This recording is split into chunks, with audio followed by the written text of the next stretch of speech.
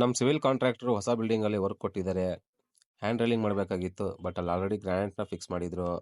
So ಇದರಿಂದ ನಾವು ಎಲ್ಲ ಕಡೆ ಕರೆಕ್ಟಾಗಿ ಮೆಜರ್ಮೆಂಟ್ ತೊಗೊಂಡಿದ್ದೀವಿ. ಎಲ್ಲೆಲ್ಲಿ ಪಿಲ್ಲರ್ ಬರುತ್ತೋ ಅಲ್ಲಿ ಮಾತ್ರನೇ ಮಾರ್ಕ್ ಮಾಡಿಕೊಂಡು ಗ್ರಾನೈಟ್ಗೆ ಹೋಲ್ ಮಾಡಿದ್ದೀವಿ.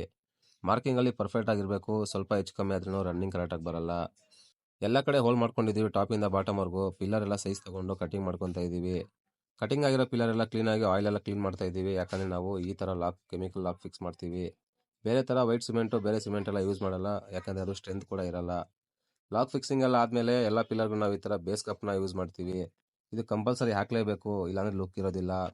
ಪಿಲ್ಲರ್ ಎಲ್ಲ ಸೆಟ್ಟಿಂಗ್ ಆದಮೇಲೆ ನಾವು ಒಂದು ಕಡೆಯಿಂದ ನೀಟಾಗಿ ಟಾಪ್ ಲೈನು ಫಿಕ್ಸ್ ಮಾಡ್ಕೊಂಡು ಬರ್ತಾ ಇದ್ದೀವಿ. ರೀಸನ್ ಅಷ್ಟೇ, ಪಿಲ್ಲರ್ ಹಾಗೆ ಬಿಟ್ಟರೆ ವರ್ಕ್ ಮಾಡೋರು ಶೇಕ್ ಮಾಡ್ತಾರೆ, ಅಲ್ಲಾಡಿಸ್ಬಿಡ್ತಾರೆ ಅಂತ ಫಸ್ಟು ಟಾಪ್ ಲೈನ್ ಹಾಕ್ಬಿಡ್ತೀವಿ. ಇದರಿಂದ ಎಕ್ಸ್ಟ್ರಾ ಸ್ಟ್ರೆಂತು ಸಿಗುತ್ತೆ. ಫೈನಲ್ ಆಗಿ ಔಟ್ರ್ ಬರೋ ರನ್ನಿಂಗ್ ಪೈಪ್ ಎಲ್ಲ ನಾವು ಕಟಿಂಗ್ ಮಾಡಿಕೊಂಡು ಡಮ್ಮಿ ಮಾಡಿರ್ತೀವಿ. ಎಲ್ಲ ಕಡೆ ವೆಲ್ಡಿಂಗ್ ಮಾಡಿರ್ತೀವಿ. ಈ ಥರ 4 ಲೈನ್ ಬರುತ್ತೆ. ಸೊ ಇಲ್ಲಿ ಗ್ರೈಂಡಿಂಗ್ ಮಾಡೋಕ್ಕಾಗಲ್ಲ ಅಂತ ನಾವು ಫಸ್ಟೇ ವೆಲ್ಡಿಂಗ್ ಮಾಡಿಕೊಂಡು ಆ ಥರ ಎಲ್ಲ ಗ್ರೈಂಡಿಂಗ್ ಮಾಡ್ಕೊಂಡಿರ್ತೀವಿ.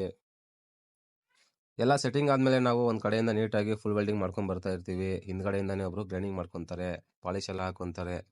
ಫೈನಲ್ ಆಗಿ ಗ್ರೈಂಡಿಂಗು ಪಾಲಿಶ್ ಎಲ್ಲ ಮುಗಿದ್ಮೇಲೆ ನಾವು ಮೆಟಲ್ ಪೇಸ್ಟ್ನ ಅಪ್ಲೈ ಮಾಡ್ತೀವಿ, ಎಲ್ಲ ಬ್ಲೋಲ್ಸ್ ಇದ್ರೆ ಎಲ್ಲ ಕವರ್ ಆಗಲಿ ಅಂತ.